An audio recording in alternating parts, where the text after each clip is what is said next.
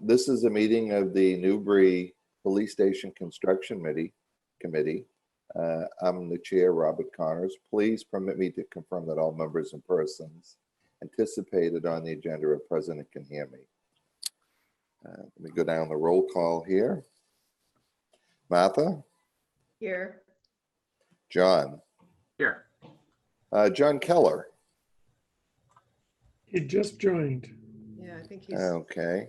connecting. John Keller. Okay. Eric Svan. Okay, so we have a quorum. We have 4 out of 5.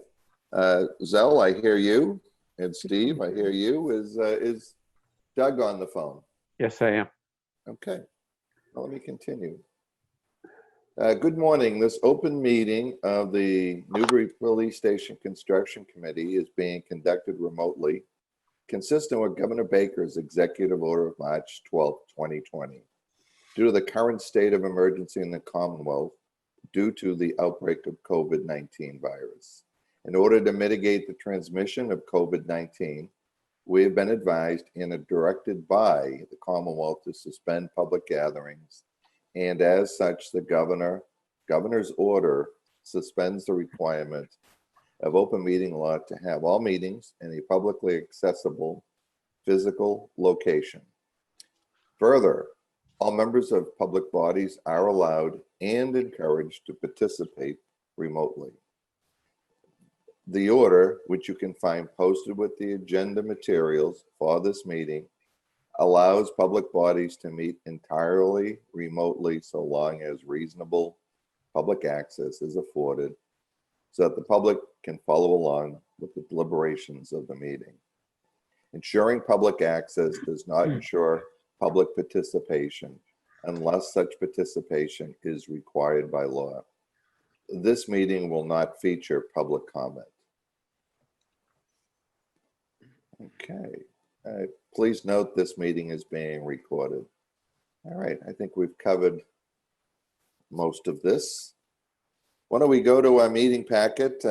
Everyone got it. There's going to be one addition to the packet, and I'll bring it up during invoices, is a UTS invoice that's been kicking around. Poor Martha and Steve have spent 100 man hours on a $350 invoice that we finally have decided it's easier to pay, and it's a responsibility anyway. So if we turn to tab 1, we have the meeting minutes from our September 9th meeting. Why don't we take a moment to review?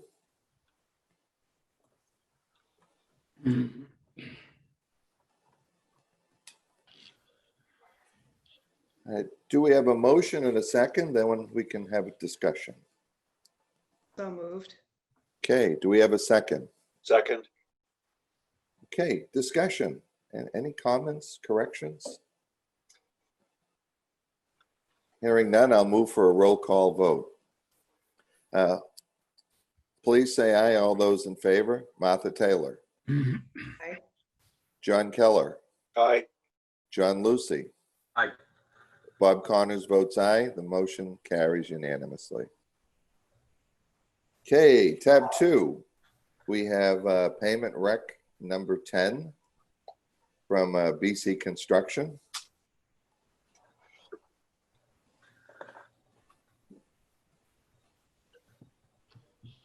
Going through it, we have the letter recommendation from Vertex.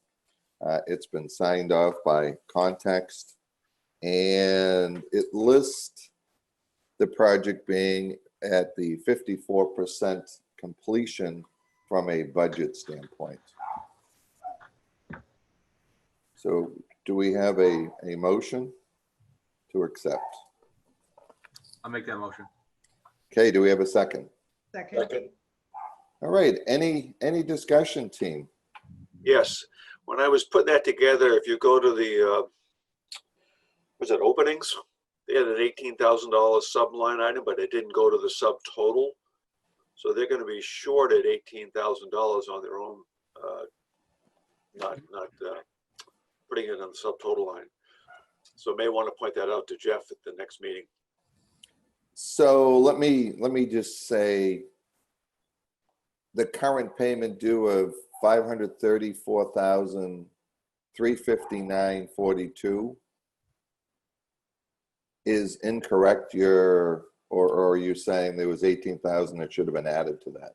There's 18,000 that should have been added to that, but it did make it to the subtotal line and then get picked up. So the rec is correct, but they don't have the full amount in there. Okay, Steve, can you just, why don't you and Jeff Vincente have a little sidebar on that, or with Joe Cresta, just to point that out? Sure, will do. Thank you. Okay. All right, we have a motion, we have a second. Roll call vote, Martha Taylor, Aye. John Lucy, Aye. John Keller, Aye. and Bob Connors votes aye. Thank you for picking that up, John. Okay. Okay, if you go to tab 3, we have the monthly context invoice. This is a reoccurring amount. We have Steve's letter of recommendation. Do we have a motion to accept? Might make a motion. Do we have a second? Second. Any discussion on this invoice regarding context architecture? Hearing none, I'll move to a roll call vote. All in favor, say aye. Martha Taylor, Aye. John Lucy, Aye. John Keller, Aye. and Bob Connors votes aye. The motion is unanimous. Okay, if we turn to tab 4, we have a number of Finney engineering and testing. If you recall, team, Finney was doing all of the soil compaction, concrete testing, and a numerous other testing services for us. Steve Theron, being as detailed as Steve is, determined there were some errors on a multitude of invoices, not of any serious amount, but certainly enough that Steve had tried to resolve them with the company. And finally, we're looking at 4 months of invoices. Steve has made recommendations on each invoice. What is the correct amount? You'll see his notations in red at the bottom of each invoice. So I'm comfortable putting this before the committee. Do we have a motion to accept? Make that motion. Do we have a second? Second. Second. Okay. Any discussion? Steve, do you want to just give the short version of your gallant efforts to get these guys paid? And Well, as you said, the field staff did an excellent job on this project, and I've had them on other projects. They do a great job in the field. There seems to be a disconnect between their field efforts and their billing. That, as you said, we're not able to get the proper paperwork forwarded. We want to get monies processed, get money to them because they've done a great job, and we want them to do any other remaining testing that we may have. And so we felt this was the best way just to expedite that and get this processed. okay. Having no questions, why don't I take a roll call vote? Martha Taylor, Aye. John Lucy, Aye. John Keller, Aye. and Bob Connors votes aye. Thank you, Steve. I know that was a pain in the neck. No time. Okay, tab 5. We have PCO 13R. Okay, and I should install protective screen, see every wall. Gentlemen, what we did was in the John Lucy, why don't you tell us? This was going in the booking area. This was as a field recommendation improvement to create more of a durable surface in an additional place to secure a prisoner the booking area that previously wasn't part of the scope. Okay, I'm just trying to get my bearings here. So this is the actual booking counter with the protection screen that we discussed? Correct, John, yeah, Except, yeah, without the protection screen, it was decided to. Correct. remove it. Right. Yeah, I mean, basically, the block wall with the retaining bar affixed to it, so we actually had a place to secure the person that we're processing, and we removed the component to be owner supplied of the protection screen that would be above the counter. So basically what that does, it gives a secure area to process any detainees with whether the BT machines right there, all the required forms, etc., are right there with the detainee on the opposite side of a block half wall and secure to that if need be.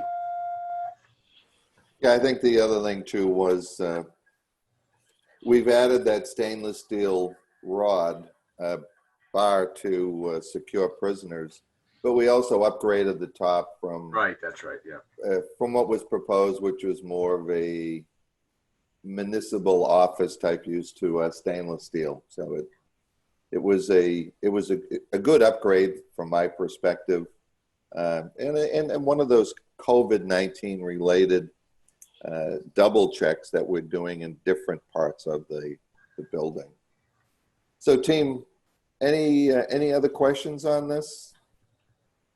Yes, I don't mean to be picky, but since we actually eliminated the protection screen, I'm just wondering whether the description should be, or the protection screen will be done sort of after the fact. I'm wondering if we should change the description to avoid confusion for anybody else who might be looking at it. Do you mean, Martha, on the actual, I'm sorry, on Vertex's recommendation letter, which says changes to create protection screen area at booking room 118. yes, that's perhaps should be changed. Martha, the only thing I would say is it's a complete file with the full description, and it does get into the deletion by a note on the context drawing. Delete protection screen per meeting 9/30/20. I mean, not a big deal one way or the other, but I think it's the whole package is self-explanatory. But I do agree that why don't we do this, Steve? Why don't you resend your letter of recommendation eliminating reference to the actual screen? I did, if I could qualify, I do have protection screen area listed there, which was my cryptic way to try to do that. Appreciating Martha's good comment there. The whole name of the PCO is protection screen. So that's why That's I how wrote it started. Yeah. So that's why I wrote it the way I did in that description, hoping to not have confusion. Booking counter changes might be a better. Yeah, but you know what? I think this is going to be fine. This identifies what it is. These are all the preliminary work that we wanted to have secured. And the main reason we didn't have the protection screen installed was it was too bloody expensive. Yes. And this would have been at $13,000, not $5,000 for nothing more than a piece of glass or plexiglass behind a mesh screen. So we just feel that we can do this as an owner supplied after the fact for a lot cheaper, and certainly no reflection on BC. It's just their glazing contractor had put that in. So Martha, with your patience, can we just leave this as it is and move on? I'm just thinking about somebody who's looking at it very quickly, doesn't go into the package and may question it at the end. If you all are comfortable with it, that's fine. It was just a suggestion. No, it's a good point. But it is the whole packet. This is just one piece of it. So, all right. Well, why don't we take a roll call vote on this? Martha, thank you for your gallant efforts. How do you vote on this? I'm fine with the PCO. Okay. John Keller, I'm okay. John Lucy, It's fine. and I'm fine with it too. All right, if we turn to tab 6. If you recall, we originally had our siding package as vinyl siding with an alternate of wood and clapboard with a shingle flare. We obviously went with the alternate, and one item came up, and it was an aesthetic item that was recommended by Context to add a PVC trim below the flare, and that was done, and it was done on time and materials. Originally, it was a $8,500 potential cost, and BC's final bid, and Doug Gordon did a great job on this and is spearheading all of our T&M efforts, and that was reduced to $3,615.41. So Doug, thank you, high marks on that, and BC was very fair with us on that. Yes, I think so. Okay, so do we have a motion to accept? I'll make that motion. Okay, a second. Second. Do we have any discussion? Okay, hearing none, I'll hold a roll call vote. Martha Taylor, Aye. John Lucy, Aye. John Keller, Aye. Bob Connors, votes aye. All right, if you turn to tab 7. Again, one of the finer points when we're at this stage, it was determined that the door between the Sally Port and detention and booking should have a vision panel in it so that an officer coming into that area would be able to see who was on the other side of that door. And that resulted in this PCO 18. It's $954.85. You can see the backup of it. It basically is the materials, and it's the polycarbonate glass is probably the majority of the cost. Do we have a motion to accept? So moved. A second. I'll second. Okay, any discussion? Any comments? Hearing none, I'll call for a roll call vote. Martha Taylor, Aye. John Lucy, Aye. John Keller, Aye. and Bob Connors votes aye. Okay, at this time, we have that UTS invoice. I have copies of the warrant sheet and the Vertex letter of recommendation. Unfortunately, I'd already sent out the packet. So, Steve, what is the amount of that? Was it $360 for the UTS? $365. Okay. Thank you, John. 365. Thank you. All right, I'm actually looking at it, and it says $360. Okay, 360. Okay. Yep. So actually, I have it printed here. I'm looking at it. So I will send this out. I'll update the packet. Just check one thing here. Okay. So we have an invoice from a UTS dated February 7th, 2020, $360. It was soil testing performed as requested by the contractor. It's been determined that it is the responsibility of the town, and where it's before us to review and approve for payment. So, do we have a motion? I'm moved. Do we have a second? Second. Okay. Any further discussion on this one? No, I'll be happy not to get any more email. Yeah, this was a tough one. All right, let me hold a roll call vote. All in favor, say aye. Martha Taylor. Aye. John Lucy. Aye. John Keller. Aye. And Bob Connors votes aye. Okay, that takes care of that. Um, Why don't we get into tab 8 is the hot list. But before that, Zell, do you want to give us an update of where you're at? I think everything looks great out there. It's getting exciting to see all of Yeah. the, Yeah, well, it's nice to see all the activity finally really accelerating. Um, we were hoping that the siding would be on the building before we had major winter storms. Hopefully that'll be the case. No, I'm sure it will. But it's great that that's all moving along, and we'll get the exterior envelope all sealed up soon, and all of the MEP work is moving right along, which is great because that's the key to getting it done. And now we've got drywallers, well, actually plasterers in, so they're starting to close up walls, and there's a lot of activity. The site is finally now getting graded to finished grades.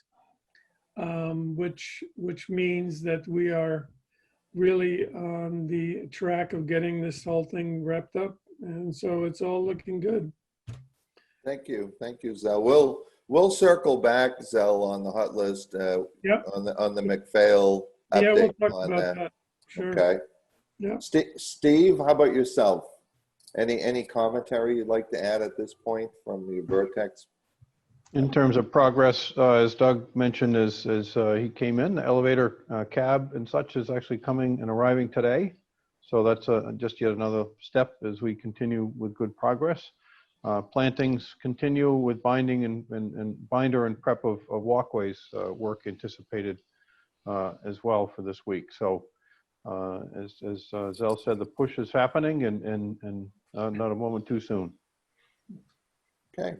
Doug Gordon, thanks again for all your efforts on leading the T&M oversight on the construction site. It's an important role, and I appreciate all your efforts.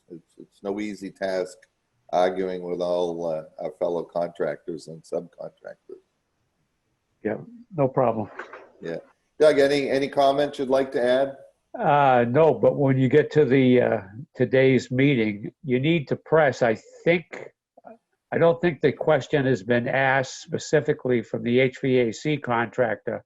When are you going to have heat in the building?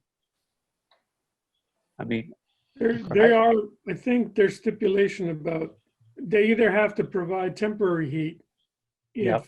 if needed during construction. So I don't know if there's a date specifically tied to, in terms of contractual requirements. I know that we have to have heat. So if it's temperature drops, they have to provide temporary heat inside to work. No, that's So a good one has point. nothing to do with the other, really, in terms of having the heating system operational. yeah, Yeah, Doug, you're looking at it from a plastering standpoint. You're going to have high moisture content right. and blue board covered in plaster that we certainly want to dry correctly. Yeah. No, Yeah, good. There's actually 2 points, Zell, that you're not party to. I sent a little milestone schedule generic milestone schedule for a building to both Bob and Steve. And there's two. One is heat in the building, no control over humidity or specific temperature. Then the next one is a controlled environment. I think we need to ask those questions, and somewhere in the CPM that should have been in there as a milestone, those 2 points. Yeah, I'm sure it is, Doug. I remember actually skimming over that and seeing it. I don't know if it was date specific or just temperature specific, but good point. And let's save that for the weekly construction meeting. Yeah, okay. All right, so why don't we go down the hot list? Item 1, Vertex invoice. Steve, if you can, I apologize, we just seem to be out of sync with your office. We want to keep you guys paid. Well, let me correct something, Bob. I sent that invoice to you on Monday, and I resent it a few minutes ago because somehow it didn't make it in the package. Oh, okay. Can Yep. you send that out to everybody? Because, I sent it to everybody on the committee about 10 minutes ago again. okay, you know what? Why don't we do this, team? Because that would be, let me just see here. I see it here. Yeah, I got it. You got it. Okay, let me just pull it up here and.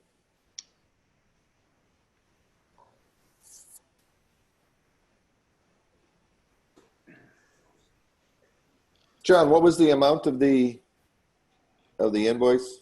Oh, I'll have to pull it up. 17,260 is what I'm seeing. Does that look right? That sounds right. Okay. What's the invoice number? Give me that, because I just want to reference it where it's out of sequence in our pack. 0134864. 0134864. Correct. Correct. Yeah. Okay. All right, well, why don't we do this, team? If everyone's comfortable, we have a Vertex invoice for $17,220. Invoice number 0134864. It's their monthly billing. Do we have a motion and a second, and then we can go into discussion? So moved. Do we have a second? Second. I'll second that. Okay, any discussion on this, team? No. All right, hearing none, I'll hold a roll call vote. Martha Taylor. Martha, you may be on mute if, Looks like I'm good. I can Okay. You hear me? your vote is yes. Yes. Okay, John Lucy, Yes. John Keller, Yes. and Bob Connors is yes. John Keller, did you have the warrant cover sheet with that when you sent that over? Yes. Okay. What I'll do is I'll print a copy. Sometimes these are a photo finish, team. I apologize putting these packets together. Okay. Well, that's great. So moving on to item 2, Gale invoice pending. Steve, have you had a chance to talk to Gale about their invoice on the original plan service review and all that? I did. I have reviewed the issue, which is our anticipated costs that they will submit, and I just haven't seen the follow-up from that conversation in the form of an invoice yet. So try to reach out to them again, just so we can get this item cleaned up and done. Okay. So they've agreed that they're going to review that and tighten up their hours on that? Is that? They have listened to my request for them to do Okay. that. Okay. So you're waiting for their response to your Yes. request? Yes. Okay. All right. Item 3, mechanical commissioning quote. We had set up a limited scope of really startup of the system, review of manuals, operation and training procedures, versus having a from cradle to death type of review on a fee schedule. We learned one lesson with Gale that if you don't have it item specific, you lose a little bit of control on where your costs are going to go. So Steve or Doug, have we gotten a net sum response to that limited scope? No, not yet. I sent you something yesterday for you and Steve to review. I've already been through the MEP spec, and I've highlighted all the stuff we own. I'm going to put that in a little chart and send it to you. And then we could sit down with 1 or 3 of those vendors and say, this is the reduced scope we want you to price up. Okay, great. All right, moving on. Item 4. I got a call from Mike Cresta, and Mike had taken it upon himself to reach out to his landscape sprinkler contractor, and he came back with a ballpark quote to put sprinkler system in for our planting area and certainly around the front of the building, and that it was at $4,200, which I actually thought was a very reasonable cost. So I wanted to put that on today's, that's going to come in as a PCO. I think we're spending $6.5 million to have a sprinkler system maintaining our plantings, and the primary landscaping out front is a good idea. Why don't we just go right around the table? Martha, what are your thoughts? You're muted, Martha. I'm not showing up as muted. We're, Hmm. We can hear you now. You're Can up you? now. Yep. Okay, I'm not sure what's happening, but anyway, it sounds fine with me. Okay. John Keller, what's your thoughts on that? I think it's a good idea. And John Lucy? I know you want to hand water all these plants. I was Yeah. just gonna say, I look really good in one of those sunbonnets, and I was gonna be out there rocking it, but no, I agree. What day are you going to be doing this? I want to drive by. No, I think it was a good recommendation by Mike Crester, and certainly we have a fair amount of landscaping shrubbery on site, and I think it's twofold. By getting us the best possible price, it will minimize the problems he'll have watering this stuff once it's in place. So I think it's a good trade-off. So that'll come back in as a PCO team, and we'll revisit it, but want to be able to give them the verbal to proceed within that price spectrum. All right, item 5. Obviously, we know we have a site with a lot of organics, and directly behind the rear of the building, we've got a catch basin and some other structure. I think it's the infiltrators for the leader downspouts on the gutters that are in the area that has the most organic material and experiencing compaction due to the fill overlay we put in. So Zell, why don't I turn it over to you? You can give us a quick overview of. yeah, I think I've sent out the final report from the geotech who are conducting the surveying of the rate of settlement. And if you had looked at that, you will have noticed that those two structures are continuing to settle at the same rate as of right now. The chart that charts the rate of settlement hasn't flattened out for those elements like it did for the others slowly. So the geotech's recommendation is that final grading in that area be held off until the spring, and they're recommending continuing to monitor on some basis, maybe monthly, to see how much more settlement is occurring on those structures before final grading is actually done, and final pavement is done and grading is done.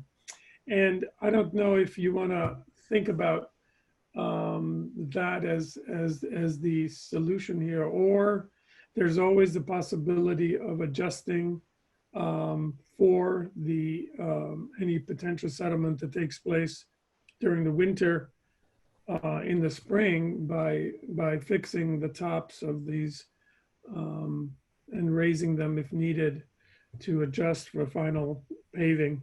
So really the discussion and the decision you need to make is how much more attention and how much more observation does this need to kind of make sure it stops settling at some point. But we don't know when that is going to be. So it's kind of an open-ended situation that that some kind of a, I guess, a logical decision needs to be made in terms of how to proceed so that contractor knows what they're doing and we can sort of decide what the most logical sequence of how to deal with this is. So, Thank you, Zell. Team, as you recall, we've looked at this dilemma in different ways, and I think we've reached a consensus that making adjustments down the road was going to be the most cost-effective approach to addressing this compaction and really an isolated area that is the furthest from the building, directly behind the building. Do you spend $250,000 trying to do all the soil improvements, or do you spend $20,000 resetting some structures and doing some pavement over? I think we all agreed that we were looking at it, doing a repair in the spring and keeping an eye on it was going to be the most cost-effective way and in the best interest of the town. But why don't we just go right around the table? Martha, what's your thoughts on this? Oh, are there, from what I read, it appears that there are no issues right now with any of the connections of these structures. Right. So, as long as those still seem to be intact and they're not is there any estimate of how much more settlement could happen without impacting? no, unfortunately not. And so let's talk a little bit about the utility connections. The civil engineer did their calculations on the current status, which is the fact that some of these pipe, the actual slopes have changed now on the pipes as a result of the settlement of these structures. But his calculations show that even at the highly reduced slope, somewhat reduced slope, his calculations for a 100-year storm, which is what they have to calculate for, still work. So all the drainages will still happen at that point. However, they do recommend that is monitored as well, because if it keeps settling at this rate, at some point the connections might get affected. The connections of pipes might get affected, and the connections of pipes to the structure might get affected. And his recommendation was that during closeout, the entire system is videotaped. They do the camera snake, and they film all of the pipes to make sure that there's no breakage or any problems with any of the joints. Mm-hmm.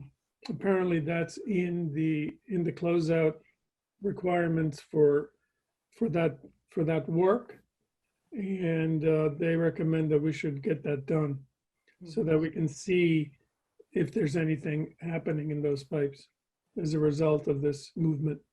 Yeah, I mean, I think that would be a wise thing to do.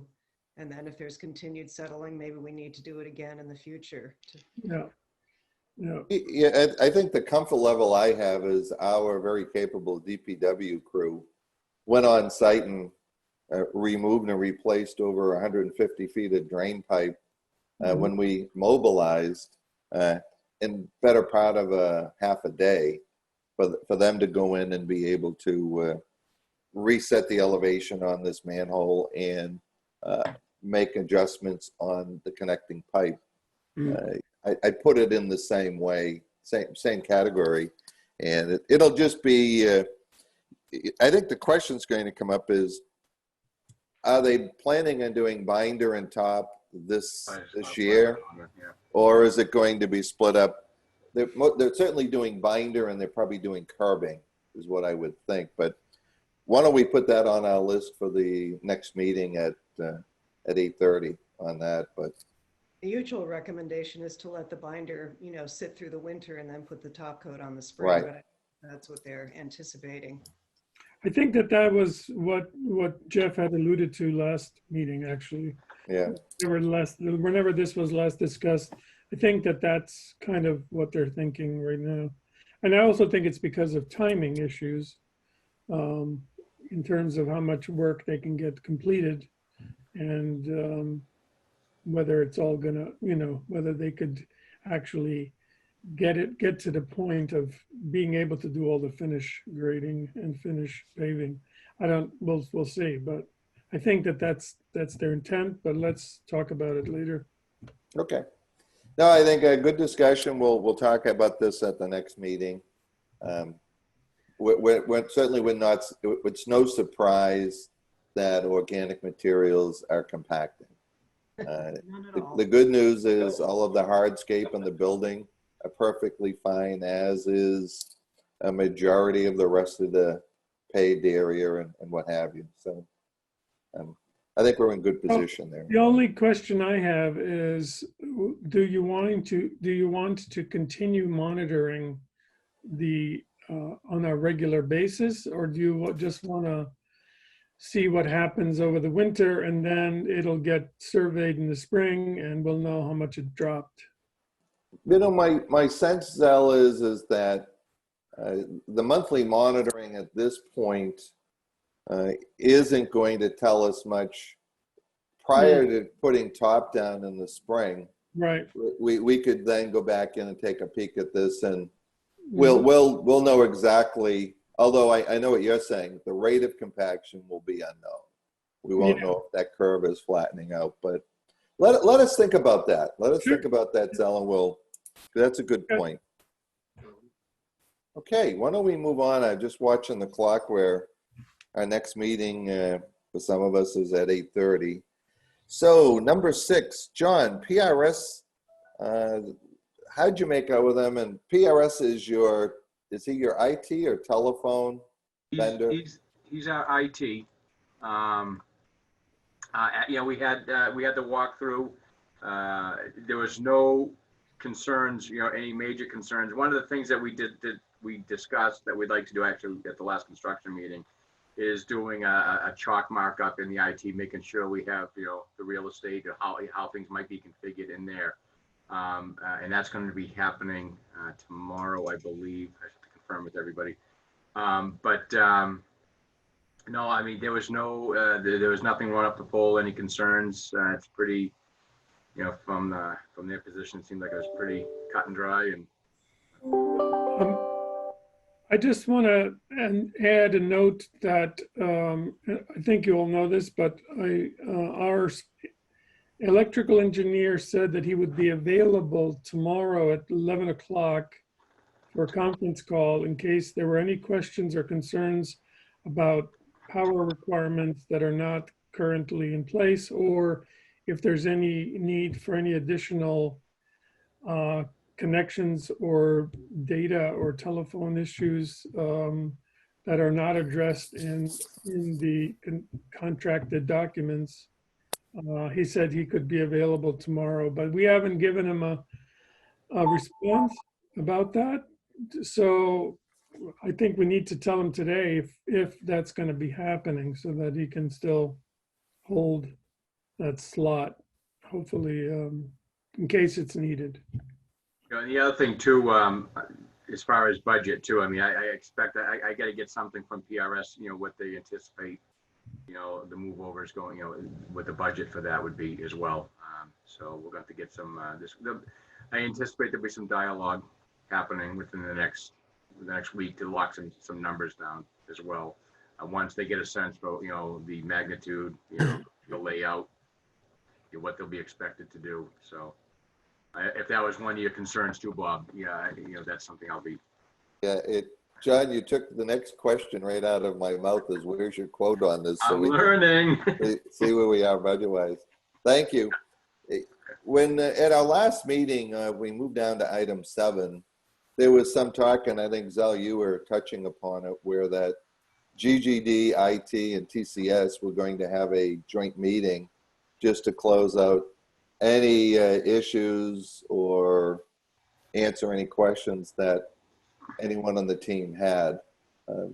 So Zell, you're talking that GGD is available at 11 a.m. tomorrow? Yes, that was what he told me, yes. But Okay. I told him I'd get back to him when I heard definitely that it's on, but I haven't heard that yet, so.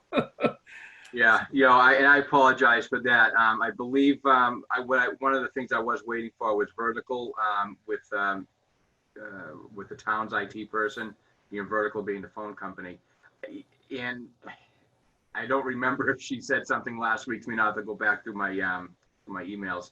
I'll check that. But even if Vertical can't, they just need the cut sheet. They will have to supply the cut sheet to make sure that the wall mounted phones and such had the footprint they needed, unobstructed from other switches, devices, whatever. And they, other than the real estate they were going to need upstairs in the tech room, they were pretty they were pretty squared away, comfortable with what was going on. So they're not the make or break it for this tomorrow's meeting, but I'll get something out to you before the end of the day, before noontime. I'll try to get something out to everybody to lock down the time. And I can facilitate the Zoom meeting for that too. Yeah, I'd send out the invitation at 11 a.m., John, and who makes it, makes it. And, Yeah. Okay. and those that don't, send you questions to be asked. Sure. Okay. All right. Moving on, item 8. We discussed last week at the construction meeting, John had brought up a good point that if you're doing training, and I think Zell and Jeff Shaw were going to check on how do we control the elevator, card access or public use mode. Is that by card? Is it going to be by, is that a programming issue, Zell? Is that still kind of a pending item? Yeah, we haven't actually gotten Okay. that information yet, but we'll keep at it until we know exactly how that's done. Okay, great. All right, item 9 and 10 were 2 outstanding credits. BC Construction, as you're aware, determined that Spillane, the waterproofing company, had carried a AVB covering over the entire building, which was not required. BC's been negotiating a credit back. That's still pending, but it's probably going to be somewhere in the 20K range as a credit back to the project. Item 10, drywall up in the attic area. I think we got a little bit out of sequence on when drywall should have been installed on the rafters, and equipment is in place. They have applied a waterproofing, a flame-proofing coating, which makes it now code compliant. And there was an offer of building walls with dry walls with the ceiling and all that. And it just seemed, and John Lucy and I talked about this, it just seemed that we're probably better off getting a credit and then do a build out at a later point that is task specific rather than creating a bowling alley 12 feet wide up there that it could be restrictive on some of our storage. So that's an outstanding, we'll be talking about that at our next meeting. John, that pretty much your recollection how we were going to leave it? Yeah, that makes perfect sense. That's we can make it more proprietary to our needs that we determine later on down the road. It's not something we have to, it's not an operational necessity right now. So that makes sense. Okay, item 11, updated project schedule.